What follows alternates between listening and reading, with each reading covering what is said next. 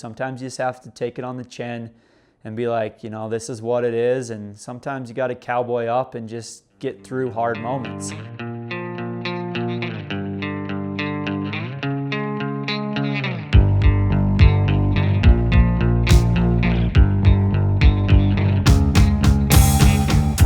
Part of this whole build was this training camp here in Flagstaff. I'm hoping that this will benefit me, that it will give me a little bit of fitness boost, and it will help me with those final preparations that I need for Western States, so that I can show up at Western States prepared, confident, and just ready to mix it up. What's up? Good morning. How are you? Dude, you are stoked. I'm always stoked. We're here in Flagstaff at the Hoka team camp. What's up, dude? Good morning. Big D, what are you doing here? This camp is all directed towards Western States. So all the athletes that have qualified for Western States were invited to this camp. Right now it's me and Hans Troyer that are here. Jim Walmsley lives here. So we'll be doing a little bit of training with him. And then Adam Peterman's showing up tomorrow. We have the ladies in another house. Martina, Lottie. That's life. Breakfast of Champions. That's right. Helps me get through my life. Yeah. So I decided to come to the Western States camp because I wanted to really be able to focus on eating, sleeping, and training. You know, I'm a dad at home. I got 2 kids. I have a loving wife who does a lot for me. She takes care of the kids a lot and makes it pretty easy for me. Back on top in June, baby. We're back on top in June. Western States is in June. This is a Western States song. I bet you knew about it. You go back up in June, dude. That's life. That's life, baby. Western States. But sometimes I feel like I just need a period of time where I can just really focus on myself, really focus on my training and doing all the little things that I need to do to make sure I'm at my best.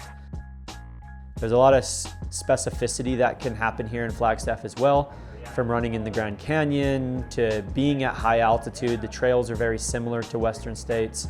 I needed to focus on this being my job right now. I've never done this before a big race like Western States.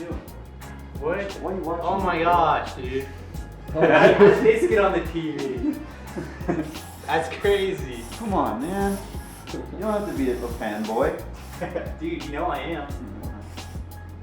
And I just thought, you know, I can come here, I can get as much sleep as I need to. I can just really focus on dialing everything in that I need to for Western States. Like, I would say this is probably it probably is my most important block that I'm going to do that's going to affect the outcome of my summer races the most. Ryan! How do you say your last name? Raff? Yeah. Raff, it's Raff. Everybody says Raff, all right. Yeah.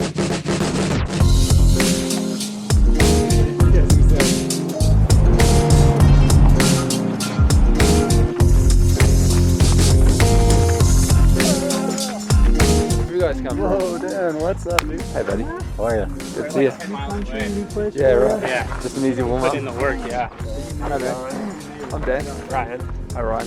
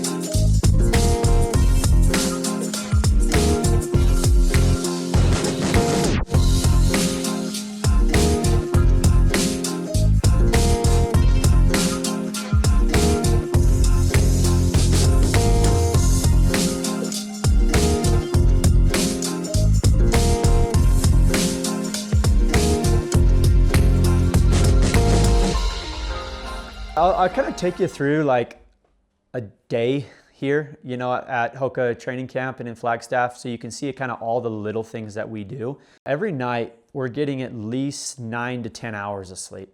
So we go to bed 9:30 to 10:30 at night, usually wake up around 7:30 in the morning. We're getting very good quality sleep every night, you know, focusing on that. In the morning we wake up, we get a little bit of breakfast. We make sure that we get some good carbohydrates in before we go out for our morning run. Before we go out the door, we do some mobility. We do some activation type stuff to kind of warm up the body and get it going. We go out the door, we get our run in. We try and pick specific trails depending on what we're doing that day, whether it be a workout, whether it be a long run, whether we're trying to get a heat run in, and they all kind of fit at different parts of the week. But after the run, usually what I'll do is I'll try and get in like a carbohydrate protein shake within 30 minutes. You got no protein shake, dude. I try to get in like a good recovery shake at least 30 minutes after my run, just to kind of let the body absorb, you know, some good carbohydrates, protein, different things like that. So I'm actually using Ultragen, and then I also put in some collagen and some creatine, and yeah, mix it up here and get that in within 30 minutes. And then usually within an hour after a run, I try and just make sure I'm getting in a good meal, a good mix of carbohydrates, protein, fats, different things like that, just to replenish the body. And then also just hydration, really making sure I get in some good water, electrolytes, sports drink, whatever it is, just to make sure that I rehydrate as quickly as possible. Focusing a lot on proteins, carbohydrates, and hydration after my run, and making sure that I get rehydrated after these runs. We're at altitude, it's hot, so you're going to get dehydrated, and you need to make sure that you replenish all of that. And then I usually do some rolling and a bit of mobility to try to, you know, elongate the muscle, get it back to where it needs to be, and to kind of break up some of that tissue that might have tightened up, you know, during the run.